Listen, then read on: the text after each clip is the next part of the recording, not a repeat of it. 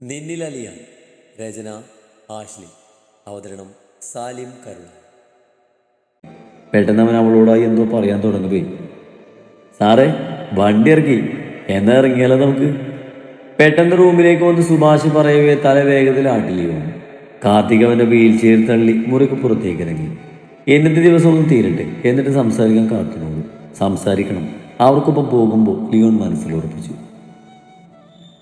കാറിൽ നിന്നും പള്ളിമുറ്റത്തേക്ക് ഇറങ്ങി അകത്തേക്ക് ചെല്ലുമ്പോൾ സൂസിയുടെ കണ്ണുകൾ ചുറ്റും പായുകയായിരുന്നു. അവിടെ ശിവയെയും എബ്രഹാമിനെയും സാറയെയും കണ്ടു. പിന്നെ തന്റെ കാറിൽ നിന്ന് ഇറങ്ങുന്ന ആൽഫിയെയും. ബ്ലാക്ക് ആൻഡ് വൈറ്റ് ഷൂഡസിൽ പ്രൗഢമായി നടന്നു വരുന്നവനെ കാണുകയെ സൂസിയുടെ മിഴികൾ തിളങ്ങി. കല്യാണ വേഷത്തിലാണ് ആൽഫി. നീയോ അനുവിനെയോ ഇടങ്ങും കാണാൻ പോലുമില്ല. സൂസിക്കത് ആശ്വാസമായി. അവസാന നിമിഷത്തിൽ ആൽഫി എന്തെങ്കിലും ഒപ്പിക്കുമെന്ന് ചെറിയ ഭയം ബാക്കിയുണ്ടായിരുന്നു. ഇപ്പൊ അത് മാറിക്കിട്ടി.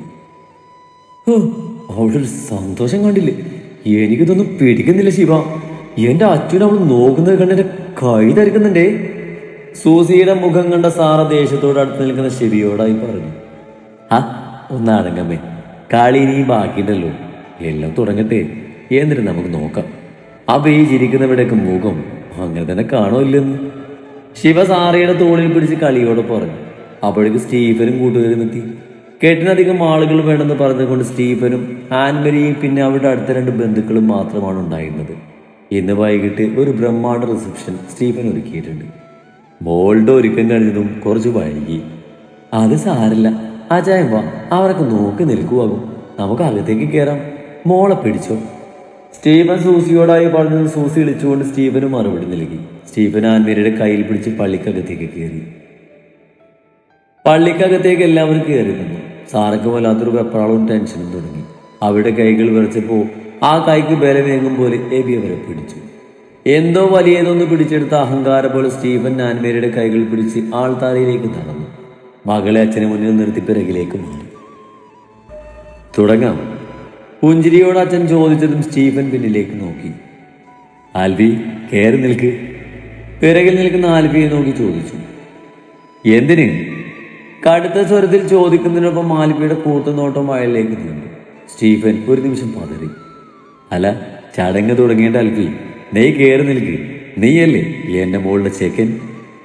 ചെറിയൊരു പരിഭ്രമം വന്നു തുടങ്ങിയെങ്കിലും അത് പുറത്ത് കാണിക്കാതെ ചിരിച്ചുകൊണ്ട് സ്റ്റീഫൻ പറഞ്ഞു, ഓഹോ, നിങ്ങളുടെ മകളെ ഞാൻ കെട്ടണമെന്നല്ലേ? പരിഹാസ ചിരിയോട് ആൽബി ചോദിച്ചതും ഇത്തവണ സ്റ്റീഫൻ ഞെട്ടി. സൂസിയും, നീ തന്നെ ആൽബി ഇങ്ങനെയൊക്കെ പറയുന്നേ? മിന്നി കെട്ടാൻ പള്ളിയിൽ വന്നിട്ട് നീ എന്നെ കളിക്കുവാണോ? ഇങ്ങോട്ട് കയറുന്ന എന്റെ മകളെ കെട്ടറാ. ആൽബിയുടെ നിൽപ്പ് സംസാരം കൊണ്ട് ടെമ്പർ തെറ്റിയ സ്റ്റീഫൻ അവനെ നേരെ ദേഷ്യത്തിൽ പറഞ്ഞു. അതെങ്ങനെയാണോ സ്റ്റീഫൻ ഞാൻ തന്റെ മകളെ കെട്ടുന്നേ? തന്റെ മകളെ ഞാനിപ്പോ കെട്ടണമെങ്കിൽ ആദ്യം അവളുടെ ഭർത്താവ് ഡിവോഴ്സ് ചെയ്യണ്ടേ? ചുണ്ടിൽ പിരിഞ്ഞ പരിഹാസ്യരി മായാതെ ആൽബി പറഞ്ഞതും സ്റ്റീഫൻ നടുങ്ങിപ്പോയി. എന്താ എന്താ നീ പറഞ്ഞേ? മിഴിഞ്ഞു വന്ന കണ്ണുകളാൽ അയാൾ ചോദിച്ചു. ചേക്ക ഇങ്ങ് വാടാ, ദേ നിന്റെ അമ്മായിച്ചന്റെ കണ്ണിപ്പോ വെളിയിൽ വരും. ആൽബി ചിരിയോടെ തന്റെ പിറകിലേക്ക് നോക്കി വിളിച്ചതും അവിടെ തൂണിന്റെ മറവിൽ നിന്ന് ചുങ്കനായ ചെറുപ്പക്കാരൻ മുന്നിലേക്ക് വന്നു. ഒറ്റ നോട്ടത്തിൽ തന്നെ അവനെ മനസ്സിലായ സ്റ്റീഫന്റെ മുഖമിരുണ്ട്. ഇവിടെ ഇത്രയും നല്ല ഷോ നടക്കുമ്പോ നീ എന്നതട പോയി മാറി നിൽക്കുന്നേ? ഞാൻ ഗ്യാലറിയിൽ നിന്ന് കളി കാണുപോലായിരുന്നു എന്റെ ചായ. നിങ്ങളെ കയറി കസന്ത് കാണുന്ന നല്ല ഭംഗിയാന്നേ. ആൽബി ചോദിച്ചതിന് ചിരിയോടെ മറുപടി പറഞ്ഞുകൊണ്ട് ആൽബിയുടെ തോളിൽ കൈയിട്ട് നിന്നു. ഡാ നീ! സ്റ്റീഫൻ അവനെ നോക്കി അലറിയതും, ആഹാ, ആളെ മനസ്സിലായില്ലേ? അപ്പൊ പിന്നെ ഞാൻ കൂടുതൽ ലാഗ് അടിക്കാതെ പറയാം. ഈവൻ അജ്മൽ സേഫ് അലി തന്റെ ഒരു മകളെ കെട്ടിയ പൂയാപ്പിള. അടുത്ത് നിൽക്കുന്നവനെ ചേർത്ത് പിടിച്ച് ആൽഫി പറഞ്ഞു. നോ! കല്ലിച്ചു തുള്ളിയ സ്റ്റീഫൻ ആൽഫിക്കും അജ്മലിന് നേരെ അടുത്തതും. പപ്പ! ആൻമേരി ഉച്ചത്തിൽ വിളിച്ചുകൊണ്ട് അയാൾക്ക് മുന്നിലേക്ക് വന്നു നിന്നു. പപ്പയ്ക്ക് എന്തെങ്കിലും പറയാനുണ്ടെങ്കിൽ അത് എന്നോട് മതി. പപ്പയുടെ അഹന്ത എന്റെ ഭർത്താവിനോട് കാണിക്കണ്ട.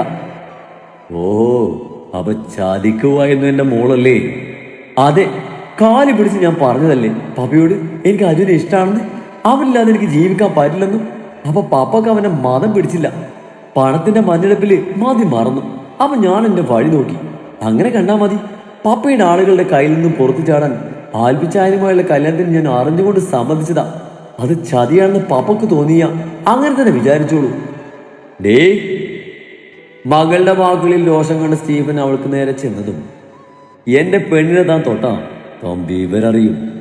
അജ്മൽ അവളെ ചേർത്ത് പിടിച്ച് അയാൾക്ക് നേരെ വിരൽ ചൂണ്ടി. ഡോ സ്റ്റീഫ, തന്റെ മകളിപ്പോ അവന്റെ ഭാര്യയാണ്. നിയമം വഴി അവൻ സ്വന്തമാക്കിയ പെണ്ണ്. 2 ദിവസം മുന്നേ ഇവിടെ രജിസ്റ്റർ മാരേജ് കഴിഞ്ഞു. അത് നടത്തിയത് ഞാനാ. അപ്പൊ അപ്പൻ എന്നുള്ള അവകാശമൊക്കെ ഇവിടെ വെച്ചിട്ട് ഇറങ്ങിക്കോ. അല്ലെ പിന്നെ കയ്യാങ്കളിക്ക് നിൽക്കാനാണ് ഉദ്ദേശമെങ്കിൽ എന്നെ നന്നായി അറിയാലോ തനിക്ക്. കണ്ണിൽ തീവടത്തി ആൽഫി ചോദിച്ചതും സ്റ്റീഫൻ ഒന്ന് പതറി. മുന്നിൽ നിൽക്കുന്നവൻ വെറും വാക്ക് പറയില്ലെന്ന് അയാൾക്കറിയാം. ഇതിവിടെ തീർന്നില്ല ആൽഫി. ഇതിനുള്ള കണക്ക് ഞാൻ വീട്ടിയിരിക്കും, നീ നോക്കിക്കോ. ആരിശത്തോടെ ആൽഫിയെ നോക്കി പറഞ്ഞ് സ്റ്റീഫൻ അവിടെ നിന്ന് ഇറങ്ങി പുറത്തേക്ക് പോയി. ആൽഫി ഒന്ന് പുച്ഛത്തോടെ ചിരിച്ചു. അച്ചായ, അച്ചായ.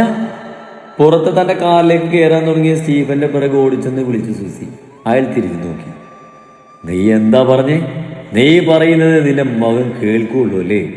തള്ളയും മോനും കൂടി എനിക്കിട്ട് ഉണ്ടാക്കിയതല്ലടി. ഇതിനെന്താ ചെയ്യണമെന്ന് എനിക്ക് അറിയാടി. എന്റെ കയ്യിൽ നിന്ന് എണ്ണി വാങ്ങിയ കാശ് നിനക്ക് ഓർമ്മയുണ്ടല്ലോ അല്ലേ? ഞാൻ വരുന്നുണ്ടത് വാങ്ങാൻ. അജയ, എനിക്കറിയില്ലായിരുന്നു അവനിങ്ങനെ ചതി ചെയ്യുമെന്ന്.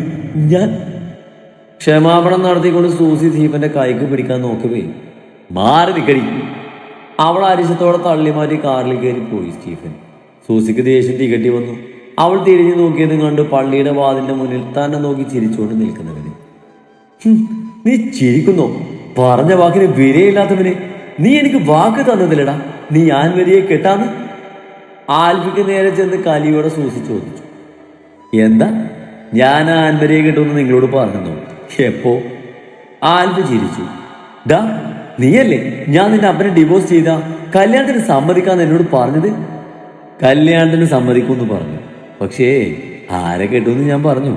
ആലോചിച്ചു നോക്കിയേ. അവൻ പറഞ്ഞതും സൂസി ഓർത്തു.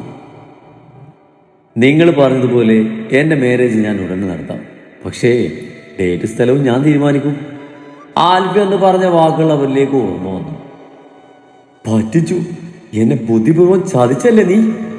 നിലതെറ്റിയെ പോലെ പറഞ്ഞുകൊണ്ട് സൂസി ആൽഫിയെ നോക്കിയതും. പറ്റിച്ചെന്നോ? നെവർ. കുരിശുമുറ്റത്ത് ആൽഫ്രഡിന് വാക്ക് ഒന്നേ ഉള്ളൂ. ഇന്ന് ഞാൻ കേട്ടു എന്ന് പറഞ്ഞ കെട്ടിയിരിക്കും. എന്റെ പെണ്ണെ കാണേണ്ട നിങ്ങൾക്ക്? അവൻ പൂച്ചത്തോട് അവരോട് ചോദിച്ചതും അവിടേക്ക് 2 കാറ് വന്നു നിന്നതും ഒരുമിച്ചായിരുന്നു. ആ കാറുകൾ കണ്ട ആൽഫിയുടെ നീലക്കണ്ണുകൾ തിളങ്ങി. മുന്നിൽ വന്ന കാറിൽ നിന്നും മനു ഇറങ്ങി. പിറകെ ബാക്ക് സീറ്റിൽ നിന്ന് നീയും. ചുവപ്പ് റോസാപ്പൂക്കൾ കൊണ്ടുള്ള ബൊക്കയും കയ്യിൽ പിടിച്ച് ബ്രൈഡൽ വേഷത്തിൽ നിൽക്കുന്ന നീയെ കണ്ട സൂസിയുടെ കണ്ണുകൾ തള്ളിപ്പോയി. നീയാ? വിറക്കുന്ന ചുണ്ടുകളോട് സൂസി പറഞ്ഞു. നീയല്ല, ഇവാനിയ ആൽഫ്രഡ് എബ്രഹാം, ഈ ആൽഫിയുടെ പെണ്ണ്. കാത്തുന്ന കണ്ണുകളോടെ സൂസിയെ നോക്കി പറയുമ്പോൾ സന്തോഷത്തിന്റെ വിജയച്ചിരി കൊണ്ട് ആൽഫിയുടെ ചുണ്ടുകൾ തെളിഞ്ഞിരുന്നു. നീയെ പിടിച്ചുകൊണ്ട് അനുവും, പിറകെ കുഞ്ഞിപ്പെണ്ണ് എടുത്തുകൊണ്ട് വിനുവും, കൂടെ നിത്യയും രാധയും, പിന്നെ അവർക്ക് പിറകെ വന്ന കാറിൽ നിറങ്ങുന്ന ലിയോണും കാർത്തുവും കൂടെ ആൽഫിക്ക് അടുത്തേക്ക് ചെന്നു. വിനുവിന്റെ കയ്യിലിരിക്കുന്ന കുഞ്ഞിപ്പെണ്ണിനെ കയ്യിലെടുത്ത് മറുകൈ കൊണ്ട് നീയെ ചേർത്ത് പിടിച്ച് സൂസിക്ക് മുന്നിലേക്ക് ചെന്നു ആൽഫി. കണ്ടല്ലോ, എന്റെ പെണ്ണും ഞങ്ങളുടെ കുഞ്ഞുമായത്. നിങ്ങളുടെ സുഖത്തിന് വേണ്ടി മിന്നുകെട്ടിയവനെയും ജന്മം നൽകിയ മക്കളെയും വലിച്ചെറിഞ്ഞ് കാണുന്ന പോലെ ഞാനും എൻ്റെ പെണ്ണിനെയും കുഞ്ഞിനെയും ഉപേക്ഷിക്കുമെന്ന് നിങ്ങൾ വിശ്വസിച്ചില്ലേ? അവിടെയാണ് നിങ്ങൾക്ക് തെറ്റിയത്. ഒരുപക്ഷെ ഒരു കാര്യത്തിൽ നിങ്ങളോട് എനിക്ക് നന്ദിയുണ്ട്. ഞാൻ കെട്ടാൻ വേണ്ടി നിങ്ങൾ വെച്ച കണ്ടീഷൻ, അതിന് എന്നേക്കുമായി എൻ്റെ പപ്പയുടെ ജീവിതത്തിൽ നിന്നും ഒഴിഞ്ഞു മാറിയതിന് ഒരിക്കലെങ്കിലും നിങ്ങൾ ആ മനുഷ്യനെ പ്രണയിച്ചിരുന്നുവെങ്കിൽ ഒരിക്കലും ഞാൻ ആഗ്രഹിക്കില്ലായിരുന്നു. പക്ഷേ വിഷമാണ് നിങ്ങൾ, കൊടിയ വിഷം. സ്വന്തം താല്പര്യങ്ങൾക്ക് വേണ്ടി ആരെയും വേദനിപ്പിക്കാൻ മടിയില്ലാത്ത ജന്മം. ഇനി എൻ്റെയോ എൻ്റെ വേണ്ടപ്പെട്ടവരുടെയോ ഇടയിലേക്ക് വന്നോ ഇപ്പൊ കാണിക്കുന്ന ദയ ഉണ്ടാവില്ല. തീർത്ത് കളയും ഞാൻ, ഓർത്തോ നിങ്ങൾ. ചുവന്ന കയറിയ കണ്ണുകളോടെ താക്കിയതോടെ അവർക്ക് നേരെ പറഞ്ഞിട്ട് നീയെയും കുഞ്ഞിനെയും കൊണ്ട് തിരികെ നടന്നു ആൽഫി. സൂസിക്ക് തന്നെ നിലതെറ്റിയിരുന്നു. അപ്പോൾ നീ ജയിച്ചെന്ന് കരുതണ്ട ആൽഫി. ഒരു കാലത്തും നീ ഇവളുമായി സന്തോഷത്തോടെ തിരിഞ്ഞു പോകുന്ന ആൽഫിക്ക് നീക്ക് നേരെ ശാപവാക്ക് പൊടിക്കാൻ സൂസി തുടങ്ങിയതും അവര് പറഞ്ഞു മൊഴിക്കും മുമ്പേ സൂസിയുടെ ചെകിടത്ത് അടി വീണിരുന്നു. പ്രതീക്ഷിക്കാതെ കിട്ടിയ ആ ചൂടടിയിൽ പിറകിലേക്ക് മറിഞ്ഞ് നിലത്തേക്ക് വീണുപോയി സൂസി. അടികൊണ്ട കവളും പൊത്തി പിടിച്ചുകൊണ്ട് നോക്കിയതും കണ്ടത് ചുവന്ന കണ്ണുകളുമായി തനിക്ക് മുന്നിൽ നിൽക്കുന്ന സാറയാണ്. എന്റെ മക്കളെ പറയുന്നോടി ഒരുമ്പെട്ടവളെ, എന്റെ കുഞ്ഞുങ്ങളെ വാക്കുകൊണ്ട് പോലും ഉപദ്രവിക്കാനായി നീ വന്ന കൂടെ പിറന്നവളാണെന്ന് പോലും ഓർക്കാതെ കൊന്നുകളയും ഞാൻ. നിലത്ത് വീണ് കിടക്കുന്നവളെ നോക്കി അരിശത്തോടെ സാറ അലറി. സാറയുടെ ആ രൗദ്രഭാവം കണ്ട സൂസി നെടുങ്ങിപ്പോയി. ശിവ, സെക്യൂരിറ്റിയോട് പറ ഈ പിഴച്ചവളെ ഈ മുറ്റത്തിൽ നിന്ന് അടിച്ചിറക്കാൻ. എന്റെ കുഞ്ഞുങ്ങളുടെ നല്ല ദിവസമായിന്ന്. ഈ നശിച്ചവളുടെ സാമീപ്യം ഇനി ഇവിടെ വേണ്ട. സാറമ്മ ശിവയെ നോക്കി പറഞ്ഞുകൊണ്ട് വീണ്ടും സൂസിയെ നോക്കിയതും ശിവ അവിടെ നിന്ന് സെക്യൂരിറ്റിക്കും ബോഡി ഗാർഡിനും കമന്റ് കൊടുത്തു.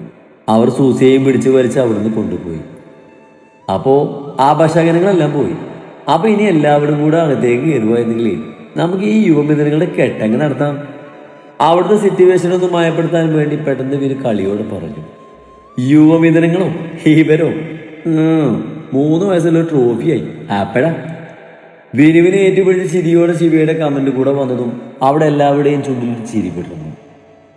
എന്താണ് നോക്കി പേടിപ്പിക്കുന്നേ? കേട്ടണ്ട നമുക്ക്.